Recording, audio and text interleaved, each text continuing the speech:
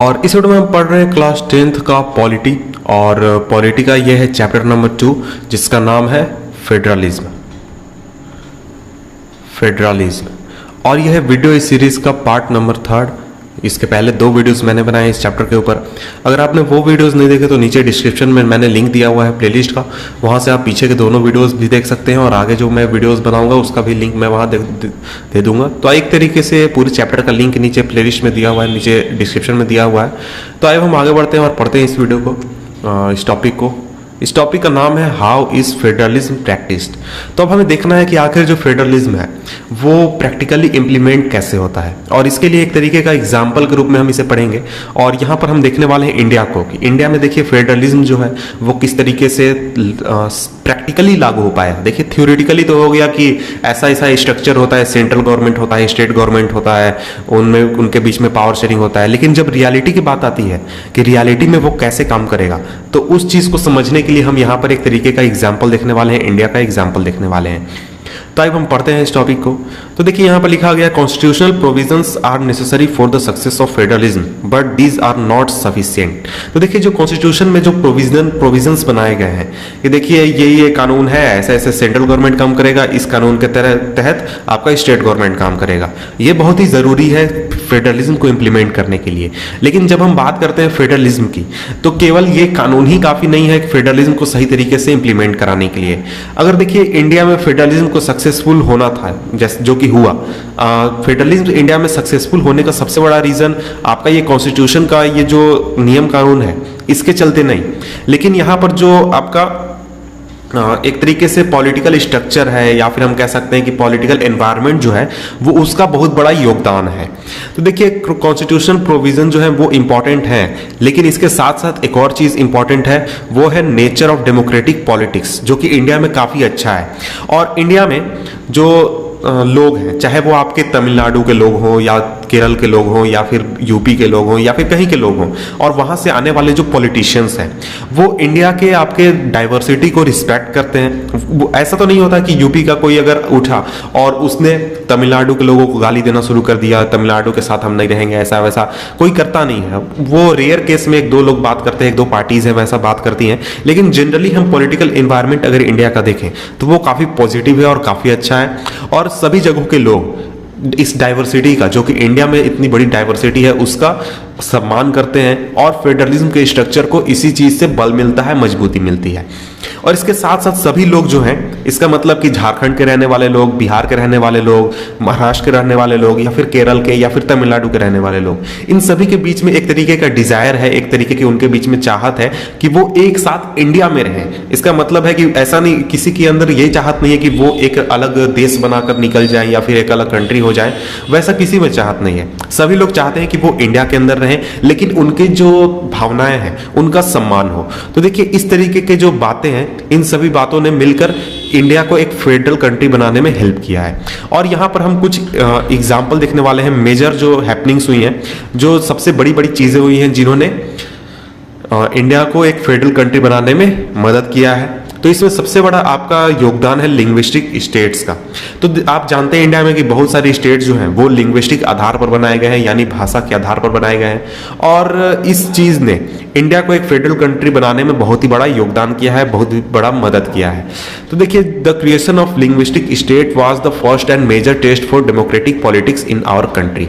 तो देखिए जब इंडिया आजाद हुआ था, जब भारत आजाद हुआ था, तो उस समय जो लोग थे उनको एक पुराना देश मिला था जहां पर जो प्रोविंसेस का स्ट्रक्चर था, यानी जो स्टेट था उसका स्ट्रक्चर था, वो बिल्कुल अलग आधार पर था। वो उन्होंने उसको ब्रिटिशर्स ने अपने यूज के अनुसार उस स्टेट्स बनाए थे या फिर प्रोविंसेस बनाए थे। तो वहां पर उनको, यानी कि जो लीडर्स थे जैसे जवाहरलाल नेहरू या फिर आपके BR अम्बेडकर, ये जो लीडर्स आए, इनके सामने ये चुनौती थी कि हम स्टेट्स का रीऑर्गेनाइजेशन किस तरीके से करें। तो बहुत जगहों से ये डिमांड उठ रही थी कि लिंग्विस्टिक आधार पर, यानी भाषा के आधार पर होना चाहिए। तो ये एक तरीके का टेस्ट था कि भाषा के आधार पर हम राज्य भी बना दें और हमारे देश के संप्रभुता को कोई दिक्कत भी ना हो, कोई परेशानी भी ना हो। If you look at the political map of India when it began its journey as a democracy in 1947 and that of 2006, you will be surprised by the extent of changes. तो देखिए, जब आप पॉलिटिकल मैप देखेंगे India का, 1947 का map और 2006 का map या फिर आज का मैप देखेंगे, तो फिर आप देखेंगे कि इनके बीच में इतने ज़्यादा डिफरेंसेस हैं कि आपको पता भी नहीं चलेगा कि वो मैप पुराना वाला इंडिया का ही है या फिर किसी कहीं और का। तो फॉर एग्जांपल यहाँ पर जैसे आपको मैप दिया हुआ है, तो इंडिया का मैप आप देख सकते हैं, तो यहाँ पर आपको बहुत सारे ऐसे स्टेट्स हैं जो कि आज है भी नहीं। जैसे यहाँ पर आप देख सकते हैं हैदराबाद, तो आज इंडिया में हैदराबाद नाम का कोई स्टेट नहीं है। फिर यहाँ पर यूनाइटेड प्रोविंसेस नाम का कोई स्टेट नहीं है। यहाँ पर आपका राजपूताना है, राजपूताना नाम का आज इंडिया में कोई स्टेट नहीं है। यहाँ पर मैसूर है, मैसूर नाम का कोई स्टेट नहीं है। मद्रास नाम का कोई स्टेट नहीं है। तो इस तरीके से जो स्टेट्स हैं उनको रीऑर्गेनाइज किया गया है, उनके बॉर्डर्स चेंज किए गए हैं, उनके नाम चेंज किए गए हैं, उनका जो स्ट्रक्चर है वो चेंज किया गया है, ताकि सभी लोग जो हैं वो एक दूसरे किस बातों को सम्मान कर सके और उनके जो भावनाएं हैं उनका सम्मान हो सके। तो देखिए, बहुत सारे जो ओल्ड स्टेट थे वो खत्म कर दिए गए, हटा दिए गए और बहुत सारे नए स्टेट्स का निर्माण किया गया है। उनके एरियाज को चेंज किया गया है, बाउंड्रीज चेंज की गई है और उनके स्टेट्स के नाम को भी चेंज किया गया है 1947 में। और उसके बाद बहुत सारे ओल्ड स्टेट्स इंडिया में जो थे उनको चेंज कर दिया गया बाउंड्रीज को, ताकि नए स्टेट्स बनाए जा सके। और ऐसा इसलिए किया गया ताकि जितने ज़्यादा एक ग्रुप के लोग, यानी कि एक भाषा बोलने वाले लोगों को एक स्टेट के अंदर लाया जा सके। जैसे कि आप तमिलनाडु देखेंगे, तो तमिलनाडु में आज करीब मुझे एग्जैक्ट नंबर नहीं पता, लेकिन करीब 70-80%, 90% या फिर उससे भी ज़्यादा लोग हैं जो कि तमिल लैंग्वेज बोलते हैं। इसी तरीके से आप आंध्र प्रदेश देखेंगे, तेलंगाना देखेंगे, केरल देखेंगे, कर्नाटक देखेंगे, तो इन सभी स्टेट्स को लैंग्वेज के आधार पर बनाया गया है ताकि जो एक भाषा बोलने वाले लोग हैं उनको एक जगह पर रखा जा सके और उनको किसी भी तरीके की परेशानी भी ना हो और उनकी भावनाएं जो हैं वो भी एक तरीके से उनका सम्मान हो। Some states were created not on the basis of language but to recognize differences based on culture, ethnicity और geography। तो देखिए, इसके बाद बहुत सारी स्टेट्स को ऐसा नहीं है कि लैंग्वेज के आधार पर या फिर भाषा के आधार पर बनाया गया है, बल्कि उनको उन स्टेट्स को उनके कल्चर के आधार पर, एथनिसिटी के आधार पर या फिर ज्योग्राफी के आधार पर बनाया गया है।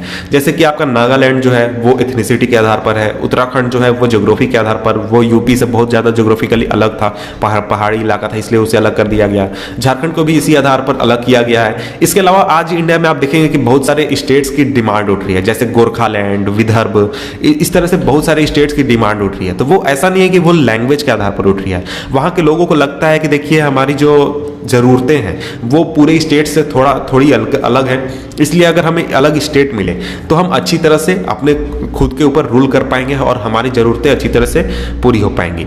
When the demand for the formation of states on the basis of language was raised, some national leaders feared that it would lead to the disintegration of the country। तो देखिए, जब ये डिमांड उठ रही थी आज़ादी के बाद की, देखिए जो स्टेट्स होने चाहिए उनको लैंग्वेज के आधार पर होना चाहिए, तो उस समय बहुत सारे नेशनल लीडर्स जो थे उन्हें ऐसा लगा कि कहीं ऐसा ना हो कि हम स्टेट्स बना दें और ये टूटकर बहुत सारे देशों में टूट जाए। जैसे कि बहुत सारे कंट्रीज हैं वहाँ पर लैंग्वेज को लेकर बहुत परेशानी हो। सबसे अच्छा एग्जांपल अभी जो पिछले चैप्टर में आपने श्रीलंका का देखा था, तो श्रीलंका में लैंग्वेज जो तमिल लीडर्स थे वो शुरुआत में अलग राज्य बनाने की मांग कर रहे थे, लेकिन फिर उन्होंने अलग देश बनाने का डिमांड करना शुरू कर दिया। इस तरीके के बहुत सारे प्रॉब्लम्स हैं, तो इसलिए उन्हें लगा कि कहीं ऐसा ना हो कि हम जो अलग राज्य बनाएं लैंग्वेज को लेकर, वो कहीं डिसइंटीग्रेशन की तरफ ना पूरे देश को धकेल दे, यानी कि देश के टुकड़े टुकड़े होने ना लगे।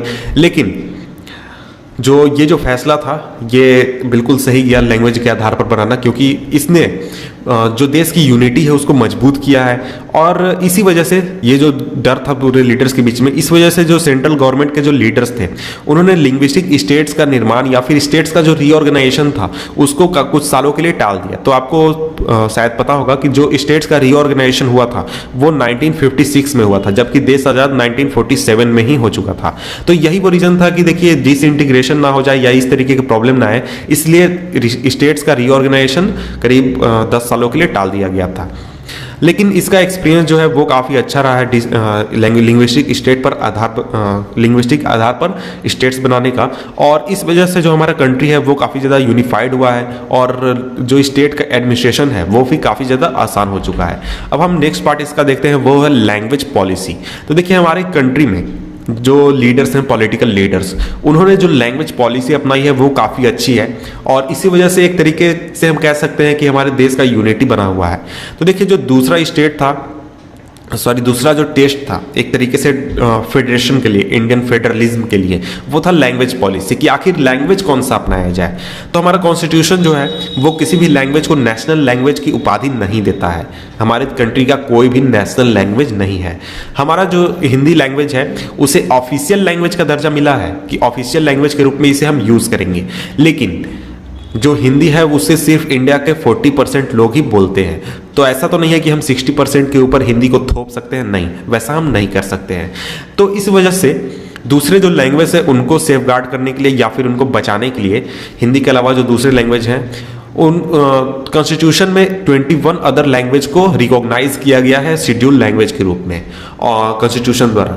और इसके साथ ही कोई अगर कैंडिडेट है वो सेंट्रल गवर्नमेंट के किसी पोस्ट के लिए अप्लाई कर रहा है, वो सेंट्रल गवर्नमेंट का ऑफिसर बनना चाहता है, तो वो इन 21 प्लस 1 हिंदी आपका 22 लैंग्वेज में से किसी भी लैंग्वेज में एग्जामिनेशन दे सकता है, इंटरव्यू दे सकता है और किसी भी लैंग्वेज को यूज कर सकता है वो सेंट्रल गवर्नमेंट का कैंडिडेट बनने के एग्जामिनेशन में।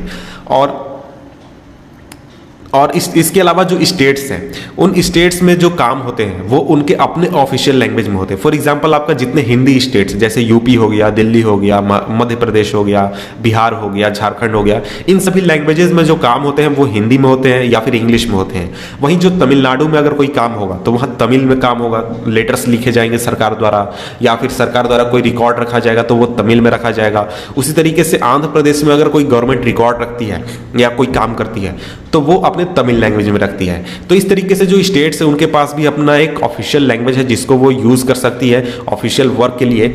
और ज़्यादातर जो काम होते हैं गवर्नमेंट के इन स्टेट्स में वो इन्हीं ऑफिशियल लैंग्वेजेस में होते हैं अपने स्टेट के। तो देखिए श्रीलंका के लीडर्स के मुकाबले, तो देखिए श्रीलंका में आपने पढ़ा था पिछले चैप्टर में कि वहाँ के जो लीडर्स थे सिनला लीडर्स, तो उन्होंने एक तरीके से सिनला को थोपने की कोशिश की पूरे देश के ऊपर और उसका परिणाम आपको पता है कि क्या हुआ था। लेकिन हमारे कंट्री के जो लीडर्स थे उन्होंने एक बिल्कुल अलग तरीका अपनाया, अलग सिस्टम अपनाया और हिंदी के यूज़ को लेकर, हिंदी को किस तरीके से फैलाया जाए इसको लेकर काफ़ी वो उन्होंने सजग एक तरीके से काम किया, सजग वो काफ़ी रहे। और इसके अलावा कॉन्स्टिट्यूशन के अनुसार हम इंग्लिश का जो यूज़ है, जो सरकारें यूज़ करती है लेटर्स लिखने के लिए या फिर ऑफिशियल रिकॉर्ड रखने के लिए, तो इंग्लिश का यूज़ आपको 1965 में ख़त्म हो जाना था।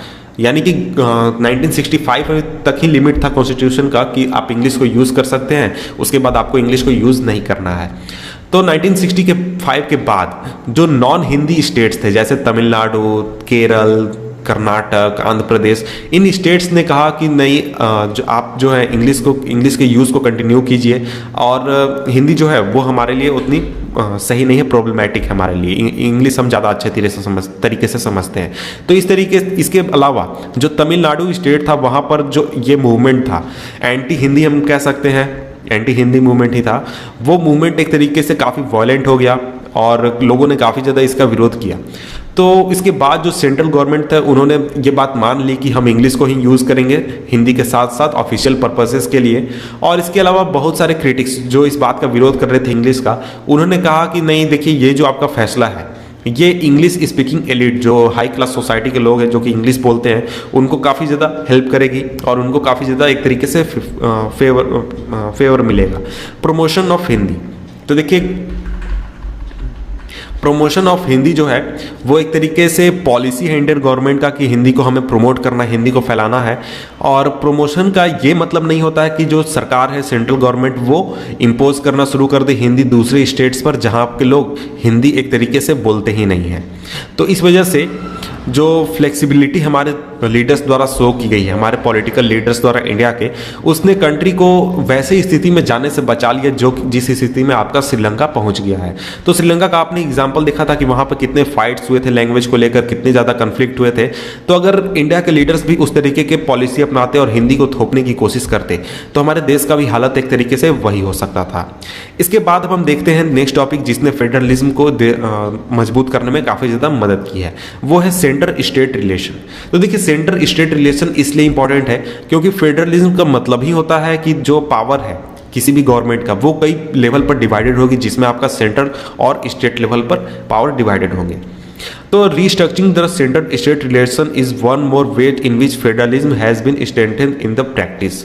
तो देखिए जो सेंटर स्टेट रिलेशन है वो 1947 से लेकर अभी तक बहुत ज़्यादा चेंज हो चुका है और इसी प्रोसेस ने एक तरीके से जो फेडरलिज्म है उसको काफ़ी ज़्यादा मजबूत किया है और काफ़ी ज़्यादा मजबूत बनाया है। How the constitutional agreements for sharing power work in reality depends to the larger extent on how the ruling party and the leaders follow this agreements.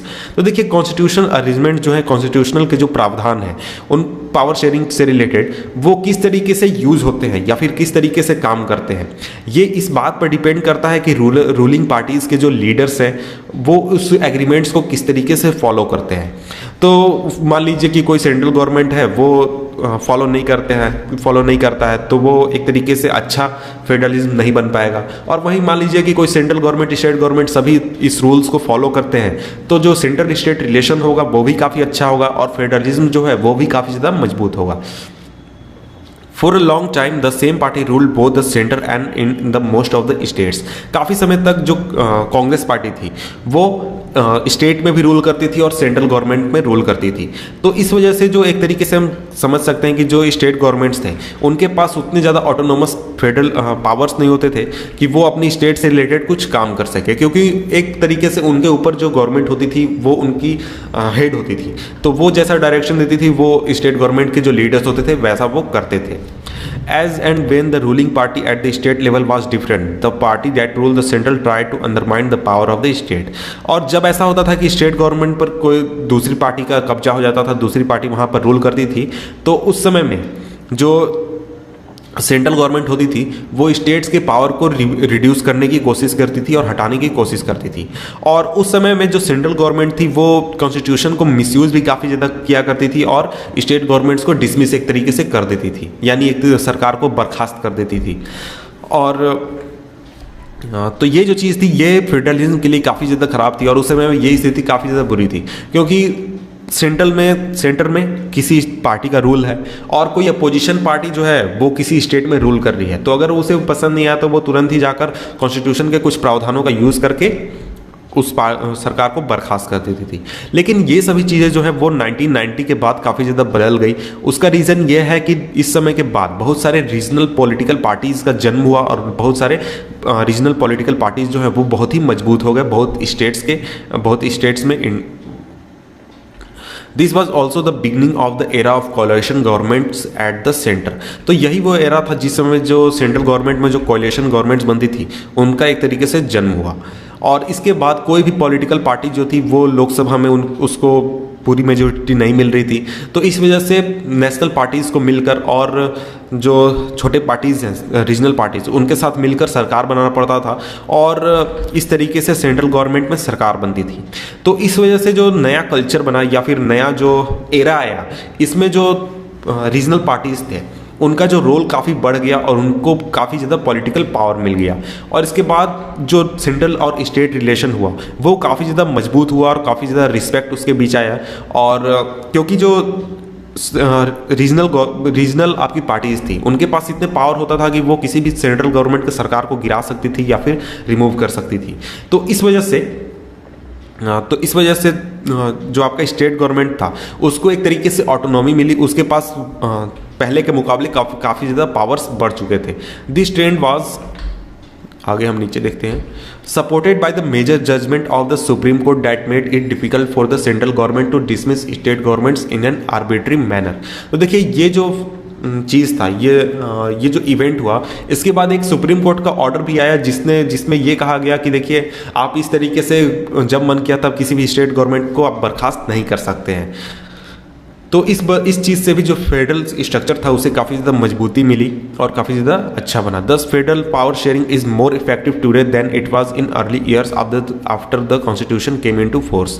तो इस वजह से जो फेडरल पावर शेयरिंग है वो काफ़ी ज़्यादा मजबूत हो गया पहले के मुकाबले, जो कि आपका कॉन्स्टिट्यूशन आने के कुछ वर्षों बाद था। तो यहाँ आप एग्जाम्पल देख सकते हैं, एक इमेज में आपको दिखाया गया कि सेंट्रल गवर्नमेंट यहाँ पर बैठी हुई है और सेंट्रल गवर्नमेंट के सामने जितने स्टेट्स हैं वो सभी स्टेट्स एक तरीके से भीख मांग रहे हैं कि हमें पावर बढ़ा दिया जाए, हमारे पावर को इंक्रीज़ कर दिया जाए। और वहीं दूसरा एग्जाम्पल दिखाया गया है जब कोalition गवर्नमेंट होती है, कोalition गवर्नमेंट में यहाँ पर सेंट्रल गवर्नमेंट जो है वो बैठी हुई है, प्रधानमंत्री बैठे हुए हैं और उसके नीचे जितने भी स्टेट गवर्नमेंट्स हैं, रीजनल पार्टीज़ हैं, वो एक तरीके से बम के रूप में बैठे हुए हैं कि कब कौन फटेगा और सेंट्रल गवर्नमेंट हवा हो जाएगी। तो इस तरीके से आप समझ सकते हैं कि जो सेंट्रल स्टेट रिलेशन है वो कितना ज़्यादा बदल चुका है पिछले कुछ सालों में। और यहाँ पर हमारा नेक्स्ट टॉपिक है डिसेंट्रलाइजेशन इन इंडिया। तो इसको हम पढ़ेंगे नेक्स्ट वीडियो में, और नेक्स्ट वीडियो का लिंक मैं नीचे डिस्क्रिप्शन